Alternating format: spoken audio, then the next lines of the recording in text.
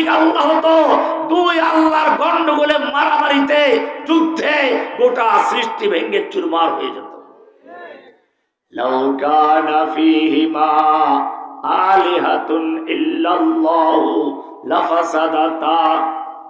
এবারে বলবেন যে ঠিক আছে, বুঝলাম আল্লাহ একজন, এবারে আল্লাহ কোথায় আছেন, তার কালারটা কি, রংটা কি, দৈর্ঘ্য কি, প্রস্থ কি, বেদ কি? আল্লাহ রাব্বুল আলামিন বলছেন অফি আনফুসিকুম আফালা তুবসিরুন। এই বিষয়ের সমাধানটা তোমার দেহের ভিতর থেকে খুঁজে বের করো। তোমার ভিতরের যে পরিচালক রয়েছে, সেই পরিচালকের দৈর্ঘ্য কি, প্রস্থ কি, লম্বা কতটুকু, পাশে কতটুকু, রংটা কি, কালারটা কি বলা যাবে?